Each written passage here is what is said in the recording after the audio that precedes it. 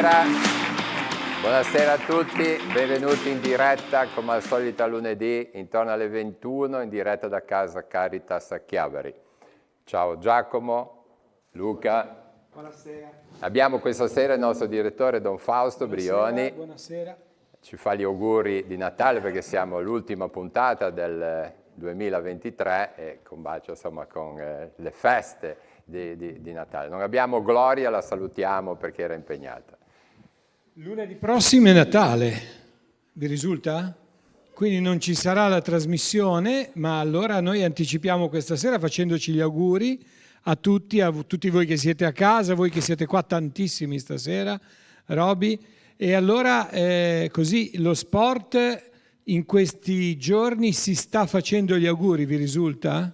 Ci sono state cene, pranzi di auguri, scambi di auguri, regali che arrivano. Ricordiamoci che il regalo più grande è proprio il Natale, è Gesù, ed è un regalo che possiamo scambiarci anche tra di noi con lo sport vissuto come si deve, come luogo di divertimento, di incontro, un'occasione di bene, e credo che qua anche a Telepace Sport si venga fuori questo.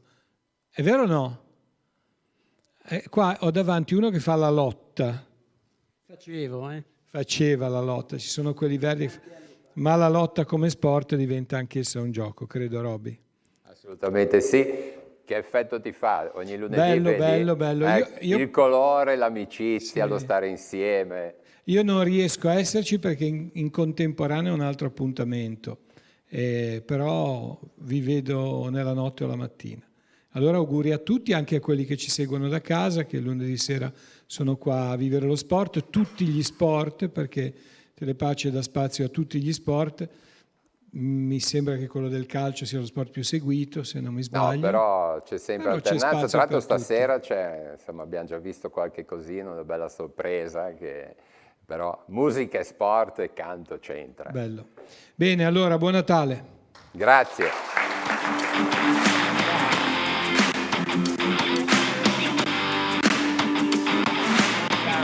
Salutiamo Don Fausto.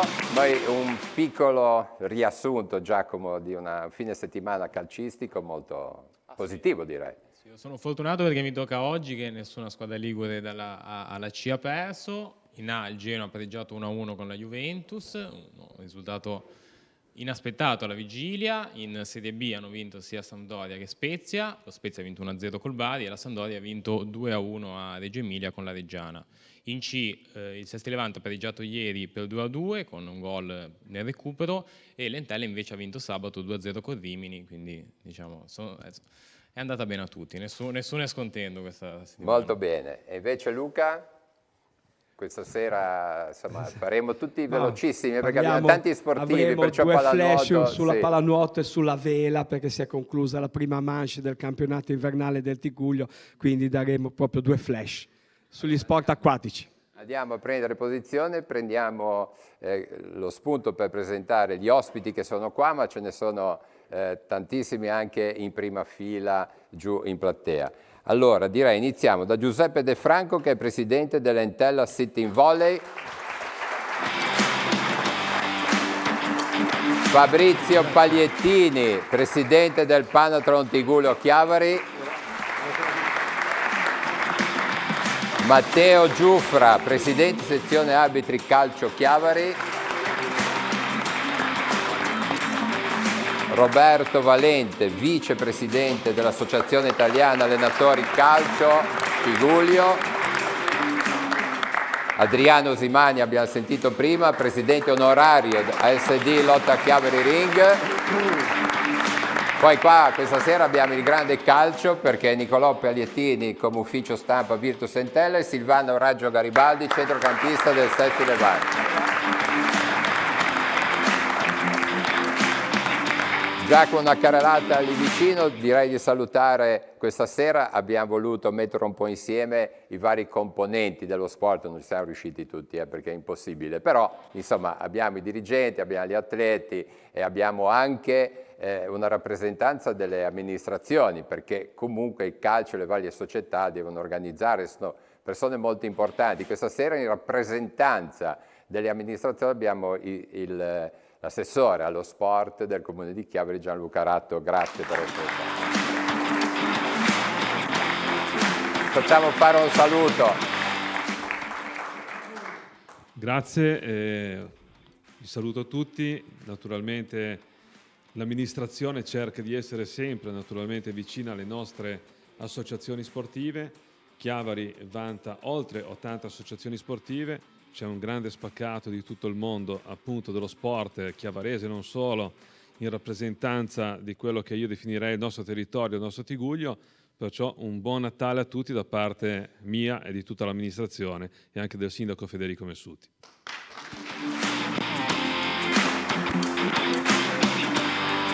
Poi qua c'è una presentazione molto particolare e sentita che arriva direttamente al cuore. Parlo del coro Mani Bianche Chiavari Liguria, Tita Arpe vicino a me che è la direttrice. Avete visto già, ecco, un bel saluto. Allora, Tita, poi partite subito con un canto iniziale natalizio, ma come ti è così? Che cos'è? Come hai pensato questo coro? Intanto buonasera a tutti. L'idea del coro è l'unione di due mie grandi passioni, la musica, che mi accompagna da sempre, e la lingua dei segni, che il destino ha voluto che io la imparassi sin da piccola. E diciamo che questo progetto, che va avanti ormai da diversi anni, vede coinvolti diversi bambini, e grazie per averci invitato, perché stasera tra l'altro noi siamo qua anche per promuovere un nuovo videoclip proprio natalizio e ci tenevamo tanto. Poi magari ti racconterò Benissimo, un po' più nel questo lo dettaglio. vedremo circa a metà, pare che sia proprio la prima. È la prima, La prima. Neanche i genitori lo hanno ancora visto. Quindi Molto è proprio... bene, allora Tita ti lascerei insomma Allora, vi il tutto. presentiamo 8 eventi, che è una canzone scritta musica e testo da Fabrizio Pagliettini, la voce è di Tosca, la nostra cantante, e quindi vi auguriamo una buona serata con 8 eventi.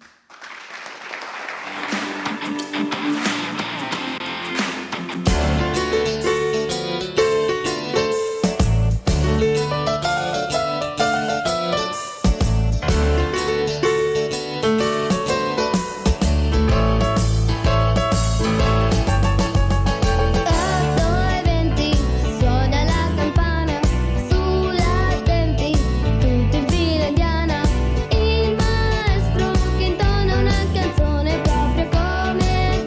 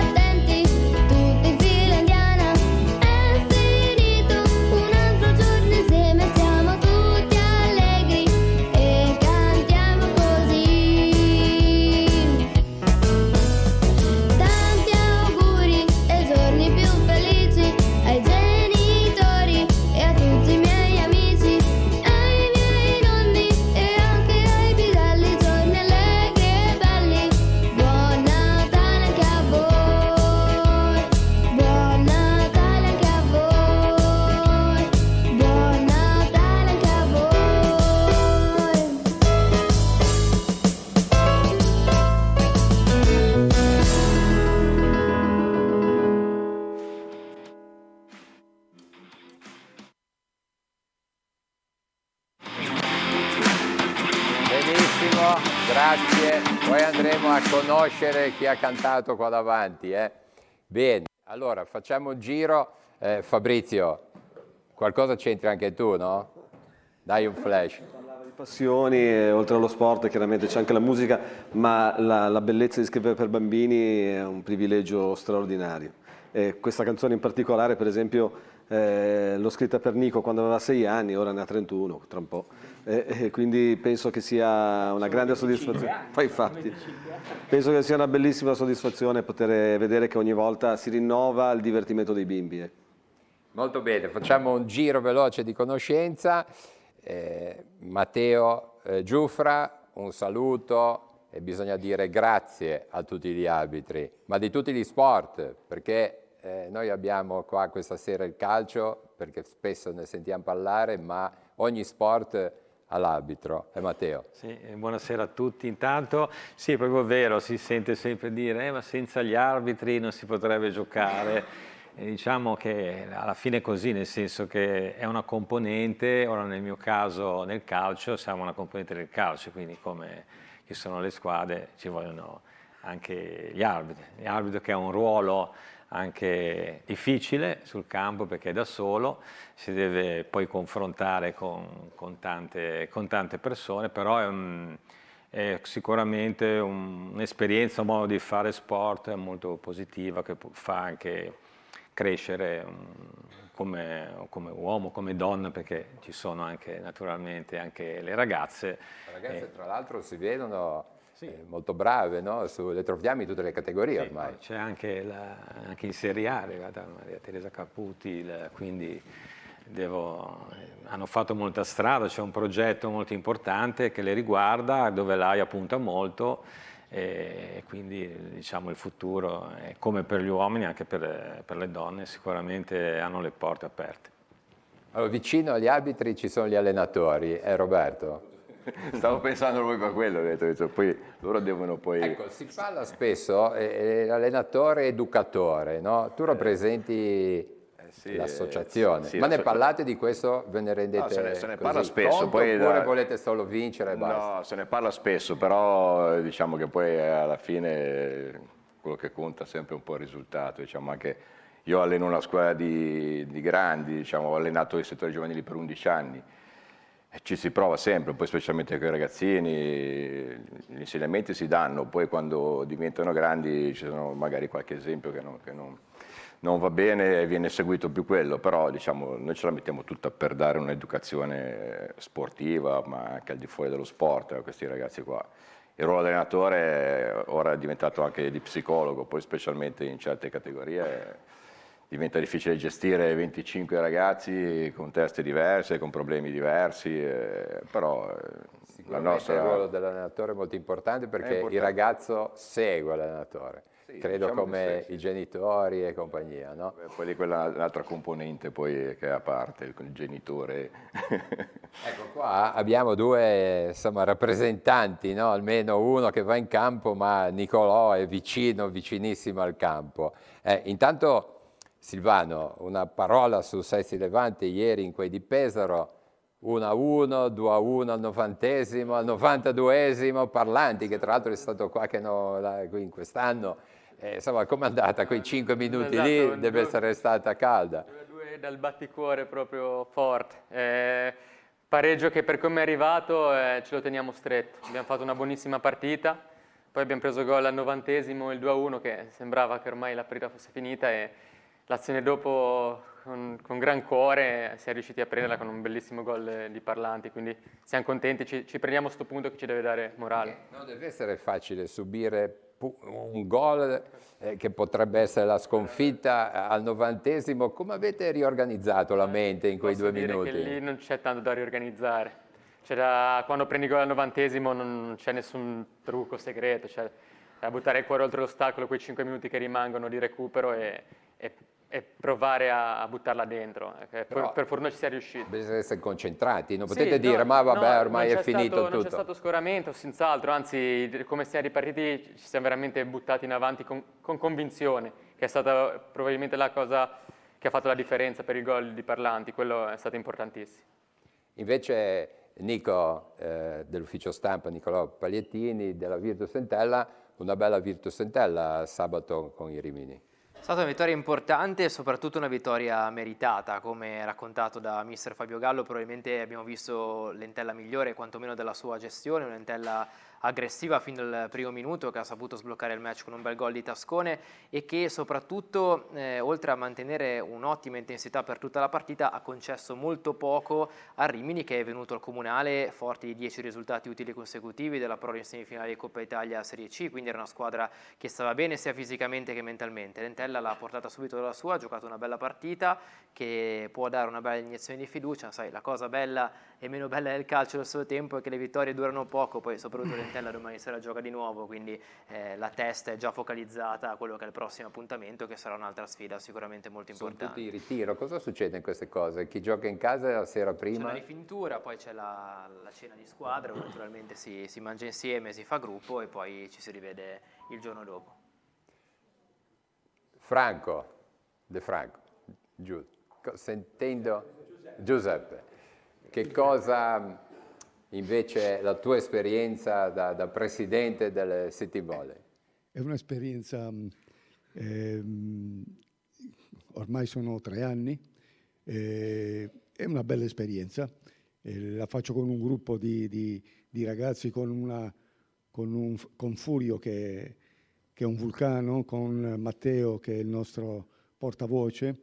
Per me è molto facile, loro sono bravissimi, il gruppo di ragazzi che è qua partecipano con una passione, con una voglia incredibile. Il Sitting Volley, la nostra, è l'unica società in Liguria che da 3 anni appunto si occupa. Cerchiamo di coinvolgere.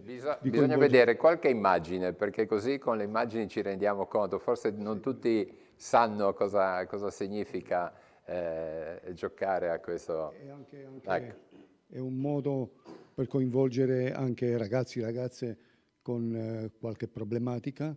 Noi siamo il nostro è uno sport paralimpico, per cui nella squadra ci sono ragazzi e ragazze con disabilità, e per cui il nostro obiettivo è quello di coinvolgere gente che ha il piacere di uscire di casa, di mettersi in gioco, di partecipare, di fare qualcosa. Ecco, sono opportunità che anni fa non esistevano. Oggi, per fortuna, ci sono molte realtà di questo tipo e noi, ripeto, in Liguria siamo l'unica associazione sportiva di Sitting Volley.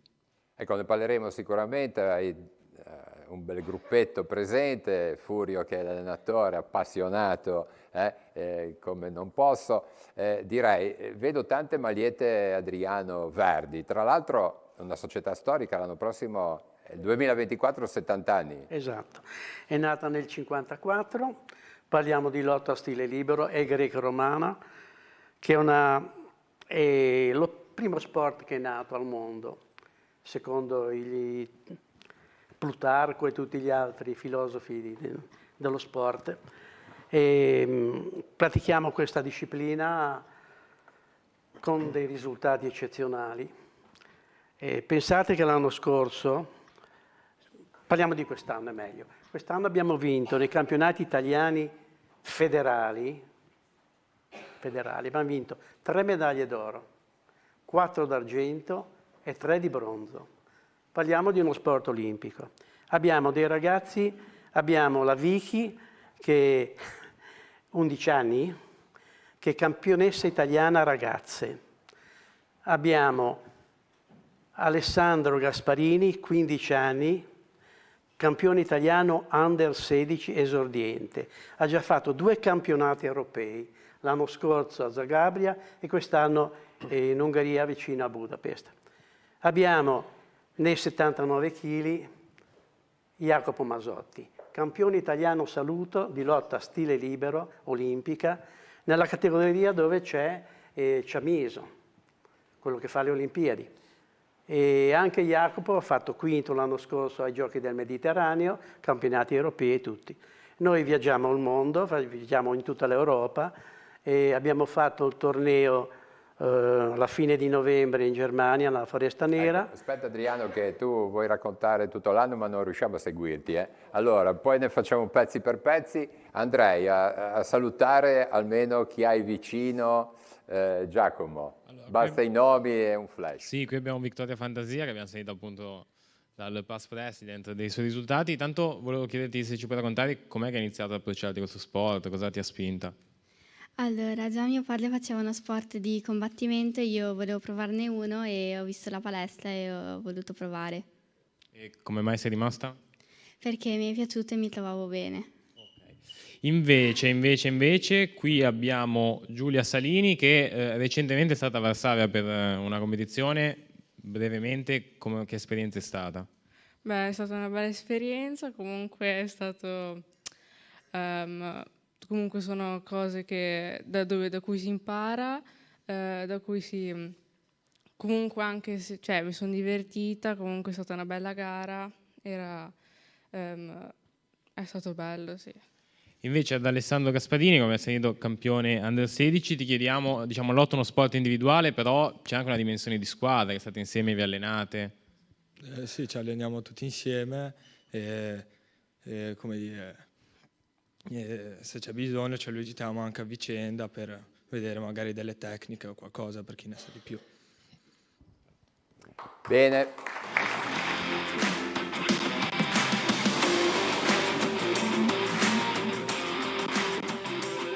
Dicevamo all'inizio, forse anche prima della sigla, tra di noi, che c'è stato per il Panathlon insomma, dei speciali auguri di Natale coinciso con la presentazione di un libro sul basket femminile. Abbiamo qua Marco Ricchini, ma direi di andare a vedere dalla regia il servizio, così tanto ci caliamo nella parte di quella serata molto bella.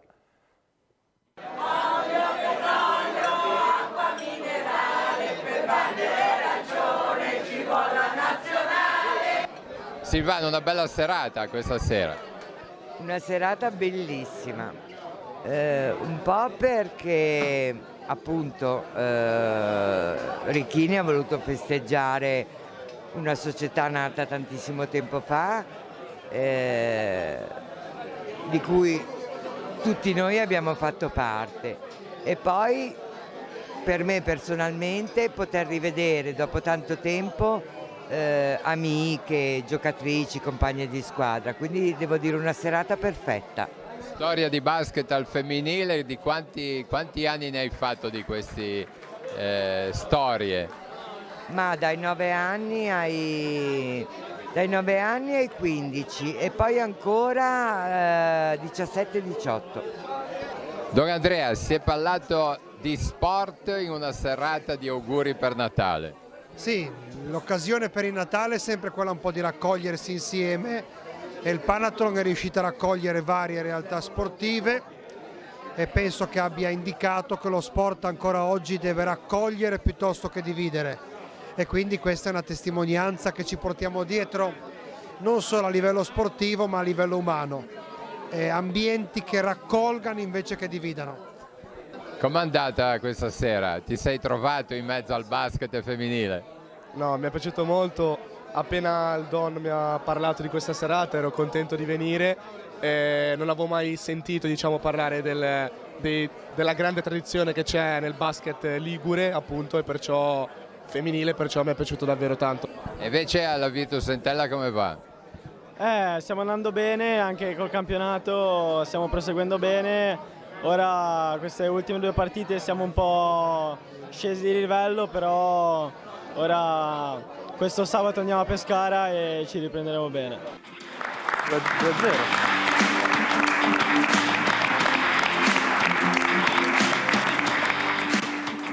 Benissimo. Allora, naturalmente le interviste sono state fatte venerdì, perciò quando si diceva questo sabato cosa hanno fatto? Vinto 2-0, c'è un applauso all'Under 19. Primavera.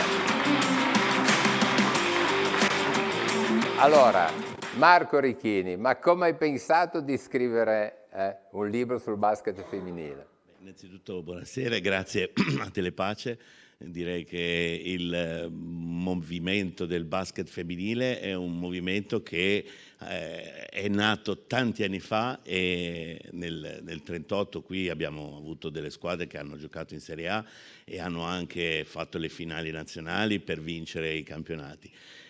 Combacia molto del libro con la vita della nostra famiglia, qui c'è mia figlia Elisa, e abbiamo in questa logica voluto onorare il ricordo di tutti gli atleti presenti alla festa, e nel libro ci sono anche quelli che poi hanno detto tanto ma purtroppo non sono più con noi. Tra questi mio padre, che è conosciuto ed è un grande tuo amico, Roberto, perché veniva qui tanti anni fa alle prime trasmissioni di Telepace. Assolutamente sì, lo ricordo con tanto affetto, Roberto Ricchini, presidente del CSI, ma uno sportivo.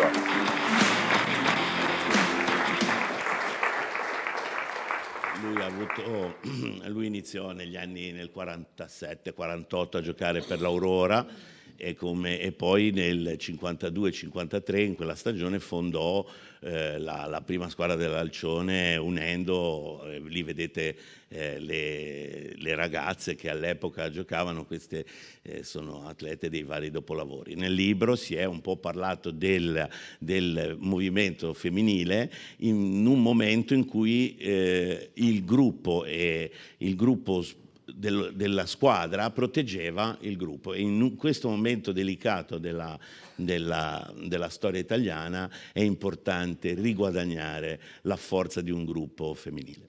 Ecco Elisa, com'è andato quest'anno papà con questo? Penso che hai saputo tutto del basket femminile. Buonasera, ho imparato anche cose nuove che magari non sapevo della mia famiglia, quindi è stato molto bello anche scoprire tutti da dove arriva questa passione per lo sport che appunto si tramanda ancora adesso in famiglia. È che ti vedremo palleggiare con pallone di basket. Ma nel basket non ero tanto ferrata neanche da bambina, forse sono un po' più brava nel nuoto, però comunque la passione dello sport è proprio una costante nella nostra famiglia, e quindi vedere anche questo bellissimo libro e progetto che ha portato a termine, sono solo che orgogliosa da figlia e sono orgogliosa. Ecco, l'assessore allo sport, che eravamo insieme quella sera, sono momenti piacevoli, no? Che grazie al Panotro in questo caso ha riunito tante persone con una motivazione magari semplice di un libro, però è stato molto bello, no?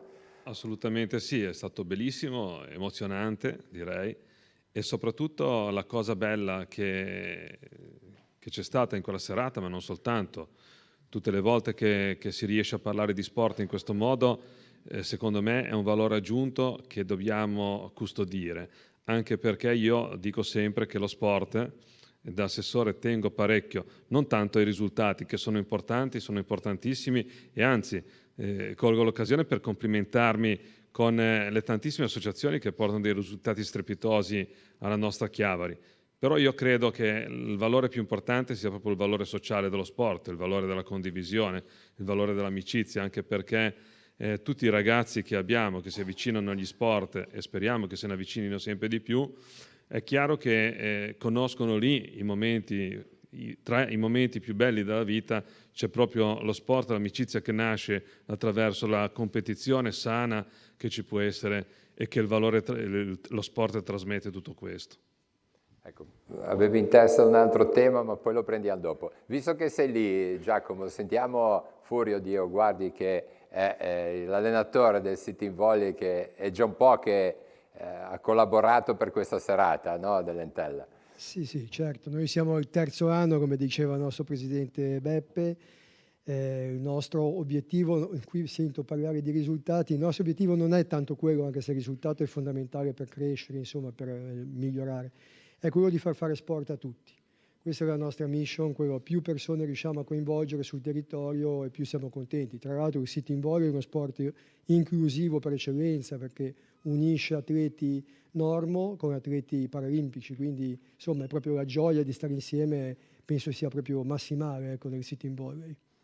Bene, questa collaborazione, credo, no? E amicizia con la Virtus Entella, no? Che è importante anche. Ci è stata vicino sin dall'inizio, Nicolò lo sa molto bene, e questo rapporto si sta sviluppando sempre di più. Siamo felici, abbiamo scelto proprio questo abbinamento proprio per essere vicini, per avere un'identità territoriale, ma proprio per l'affetto che abbiamo per la Virtus Entella ricambiato, quindi siamo molto contenti. Dalla Virtus Entella questa collaborazione con questo mondo del City Volley? Guarda, un'amicizia che è nata in maniera assolutamente naturale. Sapete tutti quanto l'Entella tenga in grande considerazione tutto il mondo del sociale attraverso l'Entella nel Cuore, che è l'associazione solidale legata alla Virtus Entella. Subito nato un rapporto di forte amicizia sia col presidente De Franco che con l'allenatore Furio Dioguardi. I ragazzi vengono a vedere le nostre partite, qualche volta dei nostri calciatori sono andati a trovarli ai loro allenamenti, quindi nasce sulla base della maglia biancoceleste, del sentimento verso lo sport e della voglia di stare insieme. Vicino, tanto rimaniamo, come dicevamo, velocissimamente con tutti. Abbiamo 4 arbitri vestiti, vi alzate un pochino in piedi, dai, con la divisa, grazie che siete venuti anche con la divisa, facciamo un bel applauso agli arbitri.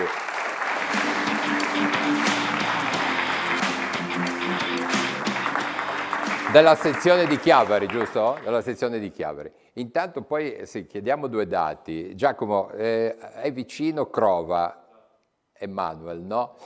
La curiosità un po' quando sei partito, come hai pensato di fare l'arbitro?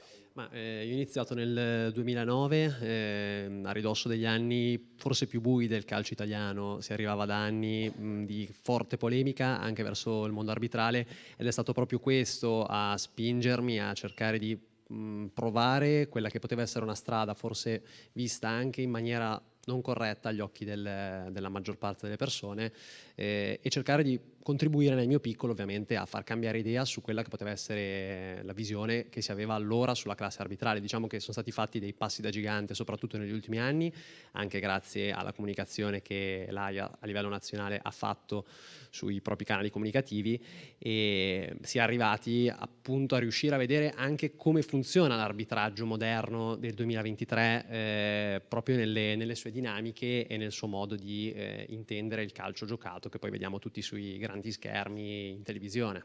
Ecco, tu che ti occupi di comunicazione per l'AIA, cosa diresti a una persona che magari è un po' incerta per convincerla a iniziare questo percorso?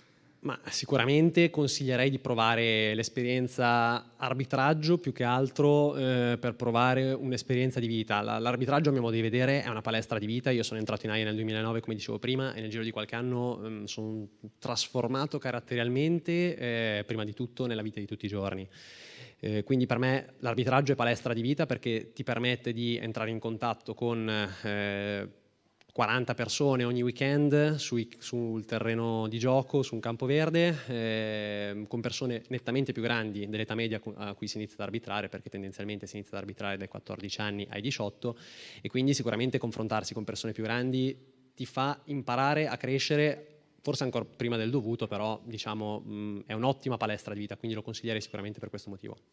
Ecco, dall'altra parte, Giacomo, abbiamo una signora Antonella che vogliamo ricordare una persona. Qua abbiamo questa sera Matteo Giuffra, che è il presidente, ma il predecessore purtroppo ci ha lasciato all'improvviso. Antonella è moglie di Piero Garilli, che lo ricordiamo con un bel applauso.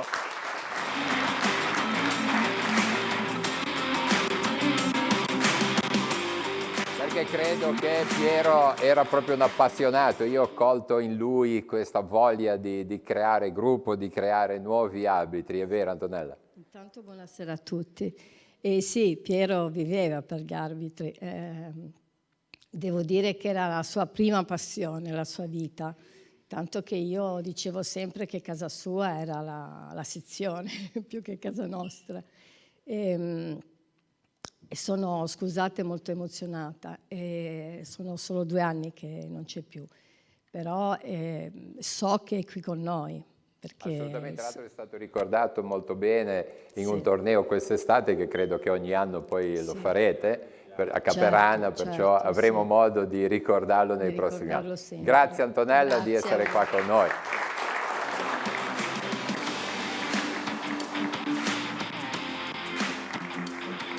Allora, io direi ci prepariamo per, ce lo facciamo raccontare da Fabrizio, il coro Mani Bianche.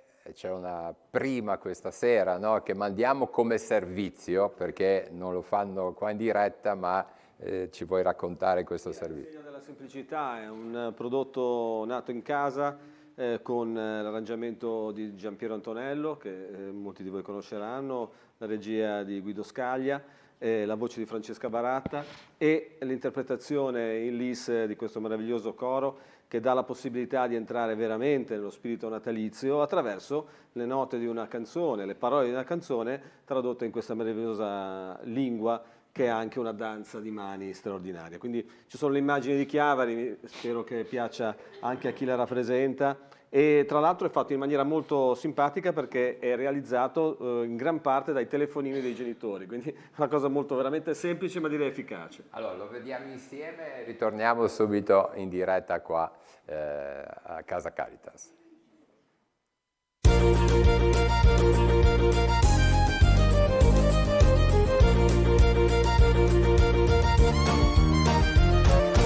Ti racconterò di quando ero bambina e arrivava il giorno prima di Natale, la mia mamma che cantava lì in cucina una canzoncina che ora canto a te. Jingle bell, jingle bell, jingle all the way.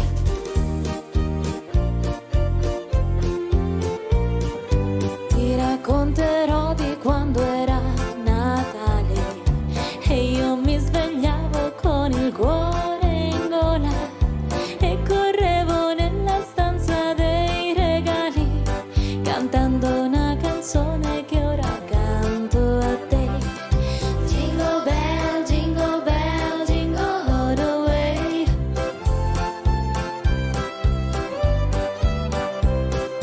Poi un giorno una bambina silenziosa mi ha insegnato che non serve la parola, che si può tradurre tutto con un segno. Segui le mie mani e se vuoi ti insegno. Questo è il segno che ti dice buon Natale, questo invece dice siamo tutti uguali. Questo serve per tradurre pace e amore, questo è per poterti dire auguri a te.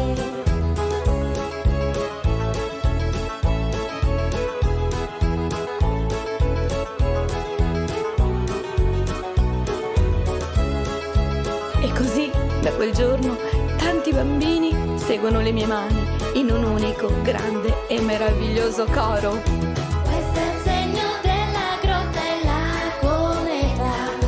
Questo segno dice viene giù la neve. Questo segno è la mano che ti aiuta. Questo è per poterti dire auguri a te. Questo è il segno che ti dice buon Natale. Questo invece dice siamo tutti uguali. Questo serve per tradurre pace e amore. Questo è per poterti dire auguri a te.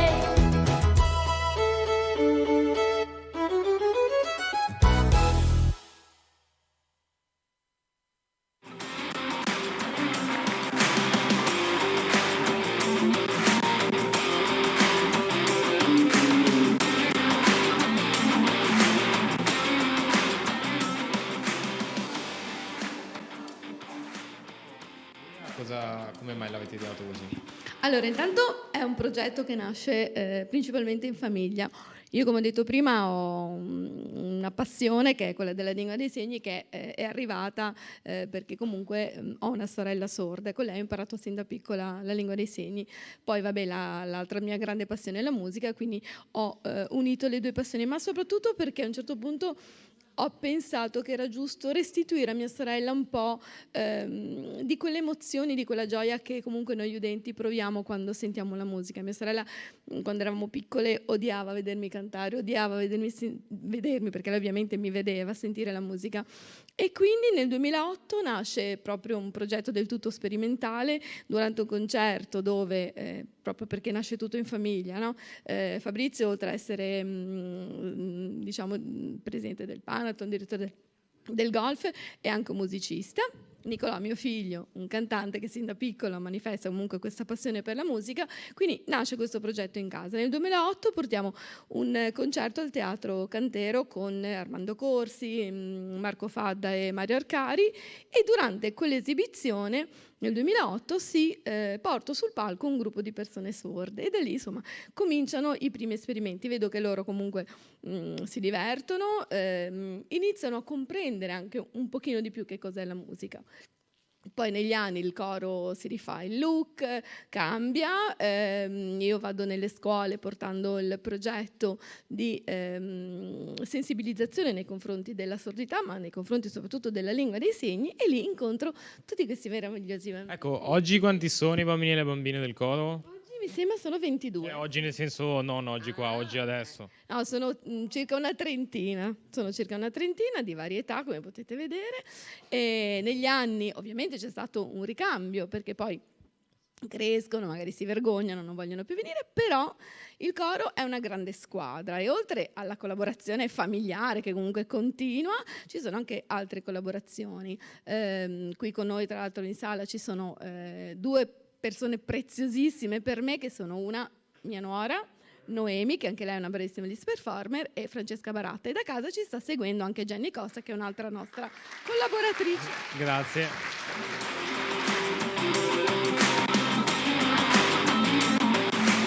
Bene, tra l'altro Giacomo, diamo un attimino ancora all'assessore, che vorrei ricordare, noi questa sera quasi per caso, perché è tutto Chiavari qua, però vogliamo ricordare tutto lo sport, perché ci stanno vedendo Telepace in tutta la Liguria, no? Perciò la responsabilità degli amministratori l'abbiamo con l'assessore allo sport. No, volevo dire che la canzone è stata ambientata proprio a Chiavari, anche con le luci di Natale, molto belle. Sì, infatti complimenti all'idea e soprattutto complimenti per la realizzazione, perciò tutti quanti sono stati veramente bravi, ci fa estremamente piacere che si faccia vedere la nostra Chiavari in giro per la Liguria, non soltanto, e ci fa piacere che naturalmente esca questa parte attraente di Chiavari, e naturalmente una Chiavari vivace che non si ferma mai, sia nello sport che in tutte le altre, diciamo, anche nel commercio, nel turismo. Vediamo una Chiavari molto molto viva ultimamente, questo ci fa estremamente piacere. E i complimenti e gli auguri vanno veramente a tutti gli spaccati dalla nostra Chiavari. Bene, Luca, andiamo un pochino anche a Chiavari con la pallanuoto, la Vania Chiavari e non solo. Allora, il punto sulla pallanuoto. Punto sulla pallanuoto, allora la 1 maschile adesso è ferma fino al 1° di gennaio.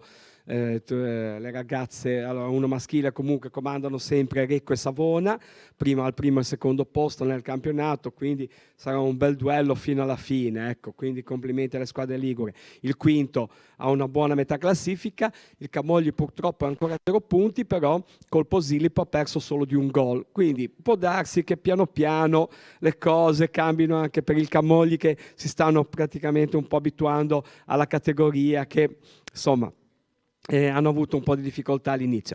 La 1 femminile è ferma fino al 24 di febbraio per gli impegni internazionali, e la 2 maschile invece vede una Chiavari nuoto decisamente in forma. Adesso la squadra è entrata in forma, ha battuto il Brescia, il Brescia Waterpolo, che è una squadra senz'altro candidata ai playoff, però il Chiavari non ha avuto problemi a vincere, addirittura alla fine del terzo tempo vinceva per 9-3, quindi ha tenuto in mano la partita per tutta la gara. Ecco, quindi un Chiavari che ormai con i suoi giocatori di esperienza di A1 sta veramente entrando in piena forma, e quindi questo lo porterà probabilmente la Chiavari nuoto comunque ai playoff. Ecco. Invece chi che è un po' la sorpresa del campionato, ma è negativo, ecco, sono Sori e Lavagna. Ecco, Sori l'anno scorso era arrivato ai playoff, si era classificato al terzo posto, e invece quest'anno sta facendo fatica, ha solo 6 punti in classifica, e anche Lavagna sta facendo fatica, ha vinto una partita, ne ha pareggiate 4, perse 2, insomma sta facendo fatica a trovare il giusto... Stampa, può darsi che non funzioni più bene l'addetto stampa, non so, c'è qualcosa che non riescono più delle partite. Il 2024 comunque adesso c'è la sosta natalizia, quindi si possono riordinare un po' le idee e poi si ripartirà il 13 gennaio col campionato, e quindi vedremo cosa succederà. Ecco, bene, ritorniamo con la lotta, facciamo un giro. Adriano, non so dove ti ho interrotto prima, no, ma fai sintesi sui risultati, perché se no. Però intanto dove siete, se c'è qualcuno che vuole ringraziamo partecipare. l'amministrazione comunale che ci ha ristrutturato le palestre, che è importante. Volevo dire una cosa, palestra, sapete cosa vuol dire? Pale vuol dire lotta, palestra, luogo dove si esercita un'attività sportiva, ma nasce dalla lotta, perché la pale è la lotta in Grecia, quella antica. Via Gastaldi, Chiavari, al lato del campo dell'Entella. Volevo, scusatemi un attimino, ringraziare il mio presidente Braschi Stefano, che non è potuto venire per motivi familiari. Domani operano suo papà fuori di regione, papà è stato un arbitro internazionale, una famiglia meravigliosa, abbiamo Thomas, il piccolino, seconda medaglia d'argento ai campionati ragazzi, e la Veronica Braschi, la nostra grande Veronica, che è presente, che non può apparire perché fa parte della squadra della polizia penitenziaria, e non abbiamo avuto il tempo di avere l'autorizzazione a essere ripresa, perché fa parte, non è più a Chiavari, è stata seconda campionessa ai campionati europei, quinta alle Olimpiadi giovanili, ha una carriera enorme, essendo ancora giovane. Ma Adriano, tu quando hai cominciato a interessarsi della lotta? Quando eri come quei bambini io lì? Quando guardo la carta d'identità mi spavento, però io ho cominciato nel 1957 e nel 62... Quanti ne hai fatti di questi 70 anni? Ne ho fatti 66, 67. Quasi tutti. Sì, campione ligure nel 62. 1962. Fabrizio è uno sportivo, tra l'altro è anche nel Panatro. Capisci Adriano. la fortuna che ho a avere questa presidenza di un'associazione, di un club che magari non tutti conoscono ancora, ma io mi interfaccio con persone come Osimani. Nel periodo del Covid gli ho fatto un'intervista, è un uomo che andrebbe ascoltato per ore. Marco Richini, avete visto il cuore che ha messo dietro, non so se immaginate cosa significhi poter fare un libro sulla storia di uno sport per tanti anni, raccogliere tutte le fotografie, c'è una passione che è incredibile. E quindi io ho una grandissima fortuna, perché queste persone sta a me cercare di gestirle nel miglior modo possibile, in modo che si arrivi allo sport con la S maiuscola, che poi è quello che nel caso per esempio del libro di Marco ha fatto rincontrare persone che non si vedevano da 30-40 anni, e con uno spirito, l'avete visto all'inizio del filmato così ben fatto da Teleradio Pace, veramente di bambini che si ritrovano intorno a un pallone, ed è un privilegio dello sport straordinario che va raccontato, proprio perché dietro quello c'è la bellezza di fare sport insieme. Roberto, parliamo un pochino, gli allenatori sono riuniti, abbiamo da salutare anche degli amici comuni, sì. Abbiamo delle foto che in regia sicuramente partiranno subito. Certo. Ci sono state 2 serate, ecco. Sì. La prima è questa proprio... La prima sì, a Genova, dove sono stati premiati 8 allenatori che praticamente sono associati all'AIAC da 25 anni, quindi un bel senso di appartenenza. Ecco, questo esatto. Questo è particolare, perché assolutamente intanto salutiamo sì. Enzo Malatesta, che ci starà vedendo, credo. Ciao Enzo. E poi tra l'altro avevate Paolo Barbero, arbitro internazionale di pallavolo, insomma è un grande, adesso è preparatore atletico del Torino. Del Torino, perciò veramente è stata una bella serata, anche perché su 40 allenatori 8 erano qua della nostra sezione del Tiguglio, quindi è un bel risultato anche per noi, diciamo, come allenatori. Questa è la serata che abbiamo fatto a Genova con tutto lo staff. Poi abbiamo organizzato una serata giovedì scorso, la Colmata Mare presso la nostra sede, dove c'era come relatore mister Sandro Pocesci, che se qualcuno se lo ricorda era quel famoso allenatore che aveva criticato il non andare ai mondiali Italia-Svezia, e adesso è successo un cataclisma incredibile. Abbiamo fatto una chiacchierata con lui, è un allenatore di prima categoria UEFA Pro, e durante la serata, finalmente dopo il post-Covid, abbiamo premiato gli allenatori associati che hanno vinto i vari campionati. Forse se c'è qualche... Sì, no, non mi sbaglio. Allora, tanto rivediamo magari se c'hai le foto. In primo piano, così ci riusciamo. Questa è quella di Genova. Esatto, questo è Natalino Bottaro, il fratello William. Questo è caro Enzo, grande Enzo. Il nostro presidente Giuseppe Valentino, Sandro Raffo, un'icona dell'associazione, questo sono io, coi capelli sparati. Gli allenatori che hanno vinto anche... Gli allenatori che abbiamo premiato nella nostra serata qua a Chiavari, sì. Ruben Padi che ha vinto il campionato di terza categoria, mister Paglia che ha vinto il campionato di prima categoria, Mauro Foppiano che conosce bene l'assessore che ha vinto il campionato di promozione, e poi abbiamo dato una targa di riconoscimento a mister Pocesci, a mister Barilari che Silvano conosce molto bene. Insomma è stata una serata che finalmente dopo tanto tempo siamo riusciti a riorganizzare prima del Natale. Insomma, complimenti a tutti gli allenatori, ma non solo per le vittorie.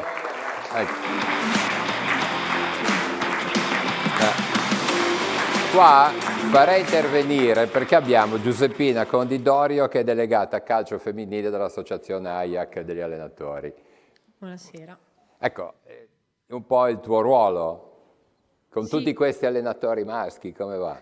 No, io sono abituata, ho fatto il corso allenatori un po' di anni fa, ero l'unica ragazza su 42 partecipanti e ormai ho le spalle larghe, e comunque come sono stata accolta molto bene allora, la stessa cosa posso dire qui al Tigullio e comunque sono ben contenta di poter rappresentare le allenatrici che ad oggi sono aumentate, però i numeri spero che proseguano a crescere come sono del resto le giocatrici e le società. Si è alzato anche tanto il livello sia delle giocatrici che degli allenatori e delle allenatrici, perché comunque anche gli allenatori, ci sono tanti allenatori maschi validi che allenano nel femminile. E il rapporto con gli arbitri?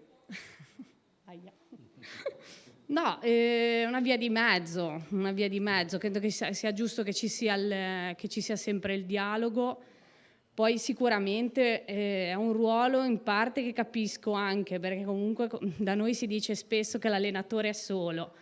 E io infatti a volte quando guardo da esterna le partite, a volte dico aia, non so davvero come facciano, perché oltre a essere molto competenti devi avere tanta personalità ed è un po' la stessa cosa che capita a noi, perché se ne sei privo o priva, poi sono dolori, Matteo, credo che l'intervento a proposito degli abiti di Giuseppina abbia reso l'idea, no? Condivido come l'intervento fatto in apertura, infatti che poi ha anche sottolineato Emanuele nel suo, la parte fondamentale della personalità, indubbiamente l'arbitro poi nella gestione della partita che si trova appunto a contatto con più persone e riuscire a mantenere l'equilibrio e portare poi a termine la gara deve affrontare sicuramente delle difficoltà. Alle volte trova l'aiuto delle componenti, delle volte meno, quindi dipende un po'. Adesso ti facciamo aiutare da un giocatore che lui ne ha fatto tante partite, no? La mia impressione, cioè, ma siete bravissimi perché ad esempio noi guardiamo magari la Serie A, li vediamo un po' tutti, no? Ma avete tutti gli occhi addosso, sono lì coi millimetri, a volte vede la domenica sportiva, che hanno dei dubbi vedendo con la tecnica se era fuori gioco o meno. E poi voi dovete decidere in un secondo. Io credo che veramente bisogna farvi i complimenti. Poi... E facciamoli un applauso.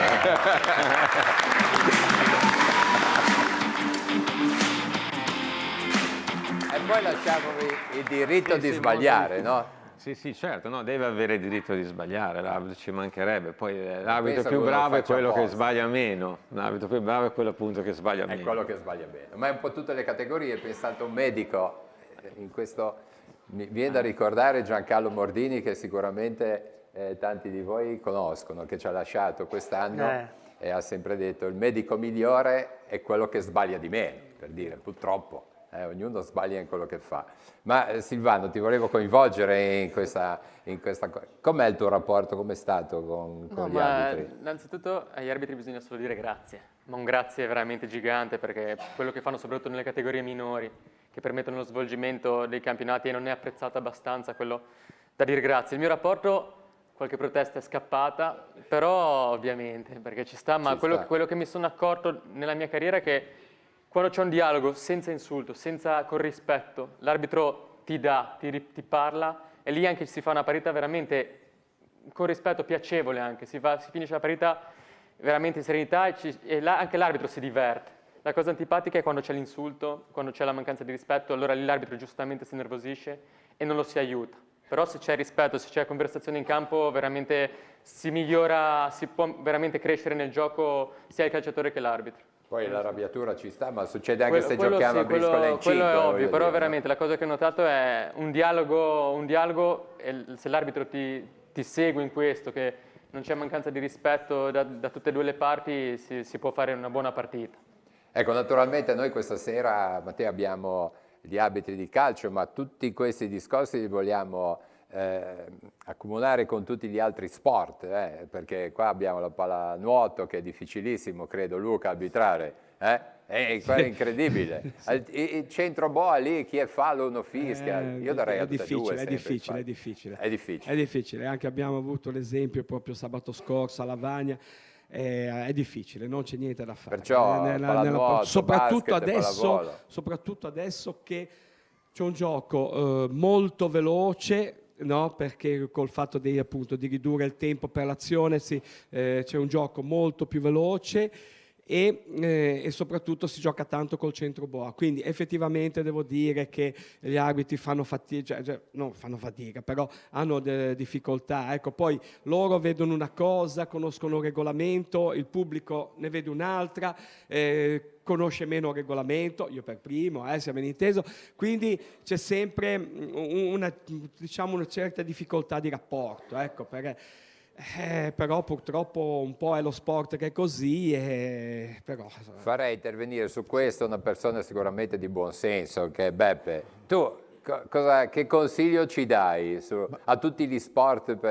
Io dico intanto rispetto per la persona, che è fondamentale.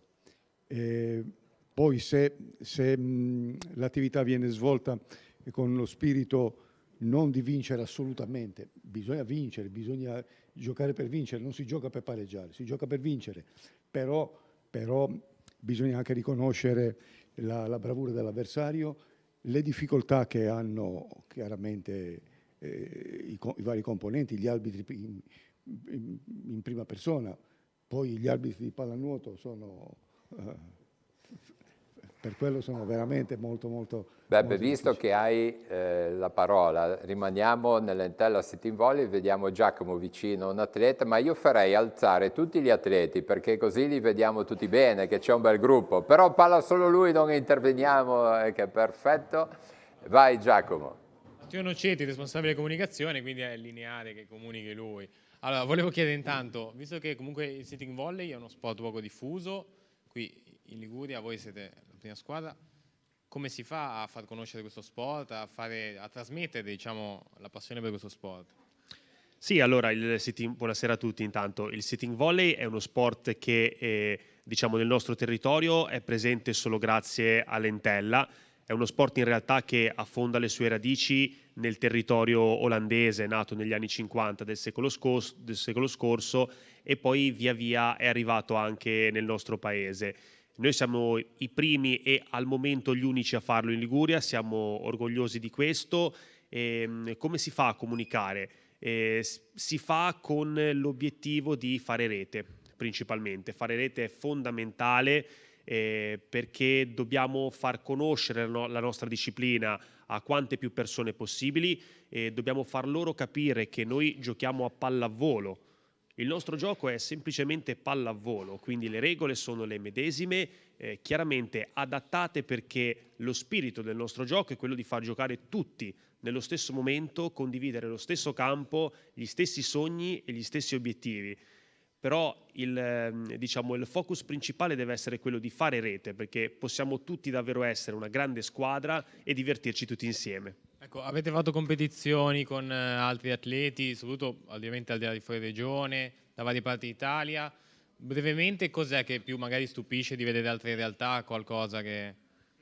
Beh sì, allora noi in questi anni abbiamo avuto la possibilità di affrontare una competizione nazionale che si chiama la Coppa Rotary, dove per l'appunto affrontiamo squadre da diverse regioni. Tra l'altro nella stagione scorsa sportiva abbiamo avuto la possibilità di organizzare una giornata di questa Coppa Rotary anche nella nostra bella Chiavari. È stato un grandissimo evento, insomma molto bello, molto piacevole. Cosa stupisce delle altre realtà? Ci sono realtà più strutturate che possono schierare più atleti, che si allenano più volte a settimana e che hanno una struttura un pochino più grande rispetto alla nostra.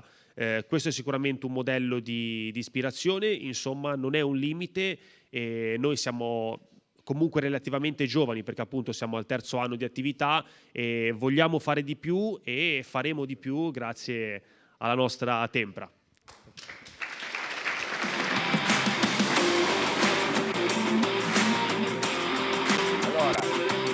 Ci avviciniamo alla fine. Giacomo, direi che visto, insomma, abbiamo tanti genitori, se vogliamo un nonno, fare un saluto per le buone feste, un genitore, vedi tu, qui sono tutti giovanissimi, non ce n'è senza portare nessuno, ti ridò la linea dopo. Qual è il vostro buon Natale da sportivi, Nicolò e Silvano? Nicolò. Tanto il Natale è aggregazione, il Natale è festeggiare, ritrovarsi anche nei valori, nei principi, negli ideali.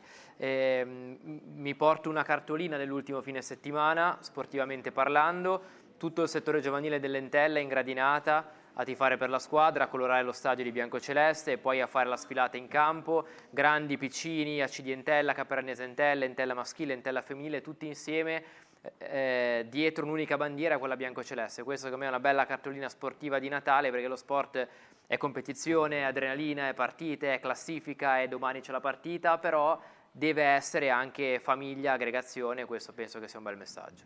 E allora con questo direi quanto è importante la famiglia che c'è dietro uno sportivo, e voglio salutare papà, la mamma e anche tuo fratello che dobbiamo un po' farlo venire dalle nostre parti. Sì, ci proviamo, poi verrà. Comunque benissimo. No, assolutamente la famiglia è importantissima, i valori della famiglia, ma soprattutto come diceva Nicolò, l'aggregazione che dà lo sport bisogna portarselo dietro, soprattutto anche a Natale. Al volo? Genitori fani timidi, allora io qui ho un 11enne che è Gioele del coro Mani Bianche. Come mai hai iniziato a fare parte del coro? Cos'è che ti ha... Mi ha ispirato che comunque tutti potessero sentire la musica, capirla e divertirsi, ascoltarla e passare un po' di tempo. Vi divertite molto nel coro come gruppo? Sì, molto. Consigli anche al di fuori? Sì, consiglio di venire perché è bello, si può imparare alcuni segni per comunicare con le persone sorde e divertirsi. Bene.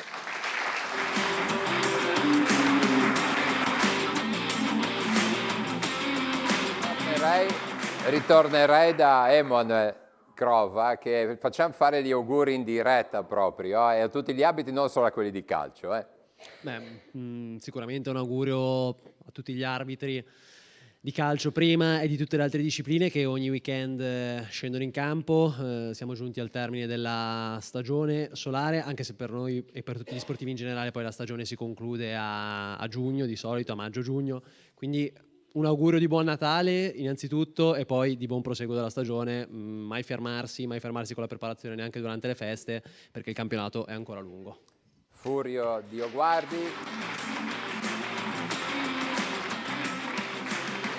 In questo caso salutiamo gli allenatori anche, non solo quelli di calcio. Sì, io saluto tutti, ringrazio per la bellissima serata, faccio gli auguri a tutti, augurandomi sempre di più che più gente possibile pratichi sport.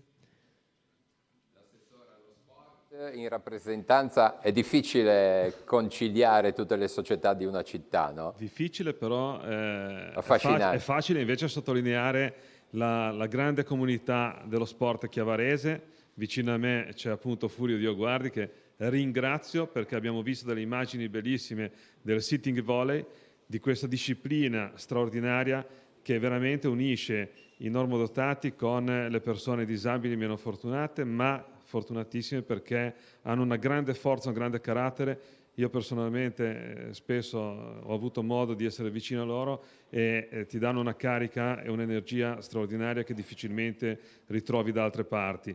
E poi naturalmente stendo il buon Natale, gli auguri di miei e di tutta l'amministrazione a tutte le discipline chiavaresi. Benissimo. Finiamo con Marco Ricchini. Ha un libro, fai vedere bene il libro. Ecco, girato in favore di telecamere, benissimo. Il saluto. Grazie, e vorrei salutare e fare un augurio a tutte le atlete che hanno partecipato. Il libro non è in vendita perché è promozionale. A tutte le atlete che hanno partecipato del Tigullio all'edizione di questo libro. Mi permettete solo una cosa, vorrei fare un augurio a mia madre, la nonna, sua nonna, a tutti i nonni, che è stata la prima arbitro femmina nel 1959 di basket. Benissimo.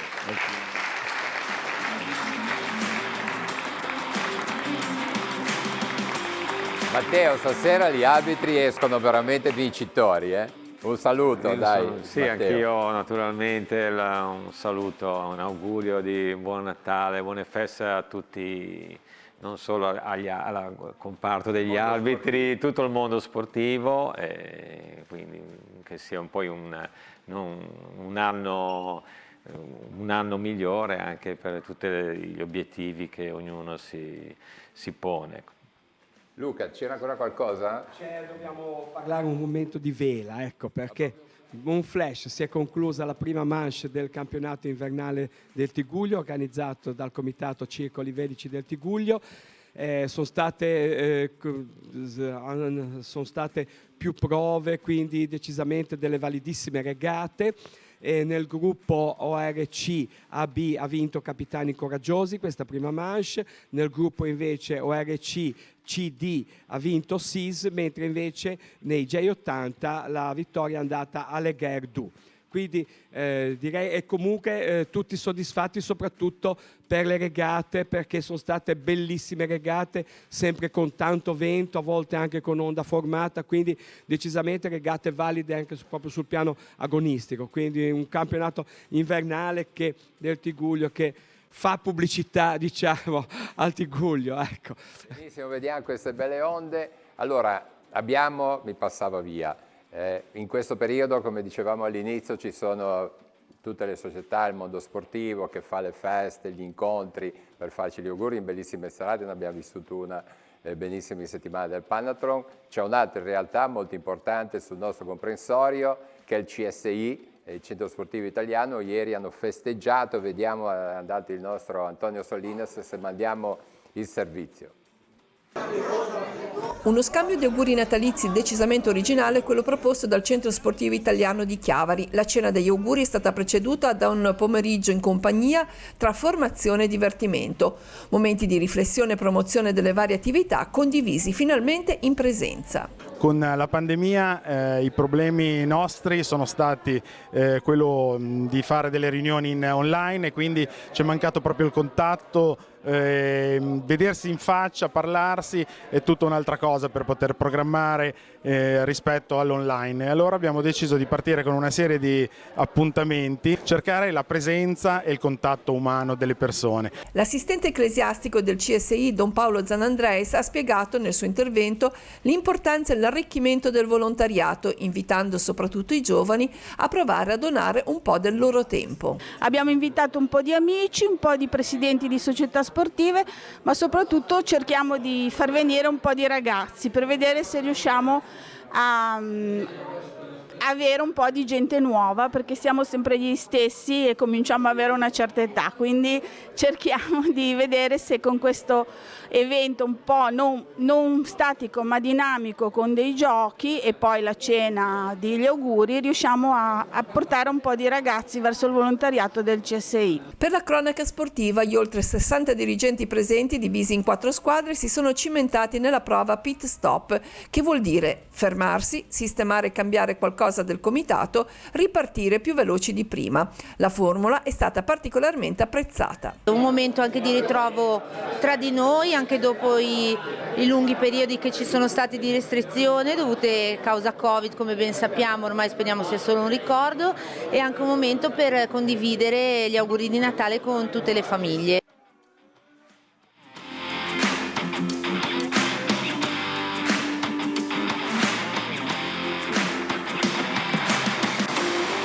Allora, abbiamo ancora una sorpresa, fra qualche minuto siamo in diretta. Volevo però prima salutare e citare Linda Torelli, che è del Circolo Tennis di Chiavari, che ha vinto a Varazze il torneo 4.3. Perciò salutiamo Linda e il papà Guido, l'allenatore Michele Viganego. Benissimo, allora un giro rapido, salutiamo la grande Lotta di Chiavari, un saluto, un bel applauso alla Lotta. Salutiamo Silvano Raggio Garibaldi del Sessi Levante insieme a Nicolò Pagliettini. In bocca al lupo per domani. A che ora? 20:30, Stadio Comunale di Chiavari, Entella Juventus Next Gen, insomma una partita che per certi aspetti è anche affascinante, non capita tutti i giorni vedere la maglia bianconera allo stadio, al Comunale di Chiavari, quindi una bella partita, speriamo possa essere una bella serata di sport. Benissimo, grazie. Ora mi dicono che deve arrivare, insomma, Natale e c'è il Babbo Natale, dicono che sia anche qua.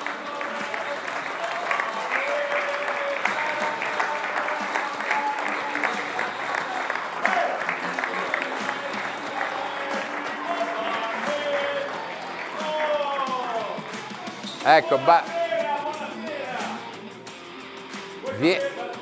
vieni su, dai, che ti vediamo tutti bene. Ma insomma, cosa c'hai lì dentro? Siccome devo fare un po' di allenamento di pesi, perché sai che io sono un Babbo Natale sportivo, io faccio i 100 cammini in 11 secondi netti, Però, a portare tutti i regali. Però sei stato bravo. Devo dire che il Babbo Natale di Giamaica ci mette 9,99, però c'hanno le case più basse. Allora, ma come hai fatto ad arrivare così presto che Natale e fra il fine settimana hai fatto le straordinarie?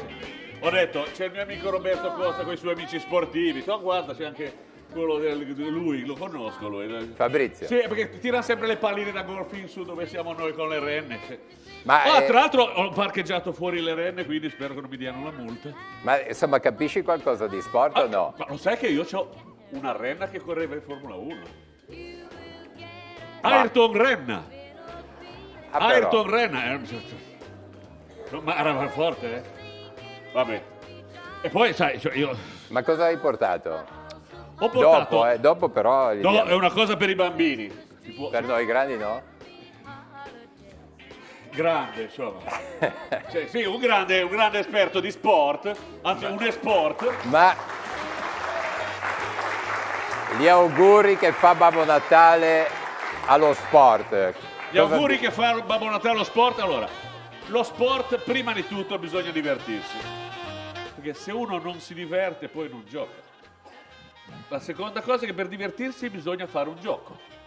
Il gioco è bello non se dura poco, ma se dura tanto e ci coinvolge tutti. E poi deve essere un gioco, non ci deve essere rabbia, ci deve essere gioia. Il gioco deve essere una cosa giocosa. Sai, su da noi ci sono tutti gli elfi che fanno, facciamo giochi senza frontiere con gli elfi. Ma c'è la neve dove sei adesso? Poi se c'è la neve, caspita, lo slalom, lo slittino, il bob a 18, ci mettiamo 18 elfi, uno di stile con l'altro e poi ci buttiamo giù del bob. C'è il bob, c'è il Jim, c'è il Fred, ci sono tutti, guarda. Bene, sta a sentire, Dimmi. noi qua è finita la trasmissione. Vabbè, allora. Ti ringraziamo con un bel applauso. Grazie. Stai qua con noi. Assolutamente sì, perché c'ho un sacco da svuotare. Viene Tita su, perché dobbiamo far cantare ancora una bella canzone che forse conosci anche tu, Assolutamente. E così l'aiuti un attimino. Vedi che bei bambini. Bellissimi. Ma c'hai una cosa per tutti? Sì, assolutamente allora, sì. Dopo Il sacco è fermatevi, pieno. Benissimo. Il sacco è pieno. Allora, se dalla regia finiamo così, ci salutiamo tutti, così finisce con la sigla. Grazie, un saluto alla nostra squadra. Un saluto alla nostra grande squadra, anche tu di Telepace, che ha permesso queste serate di sport. Per uno sport, cioè per lo sport che di tante squadre ci vuole una bella squadra, giusto? Benissimo. E il capitano è Roberto. Va bene, vai. Ciao a tutti, auguri, ci vediamo il 15 gennaio.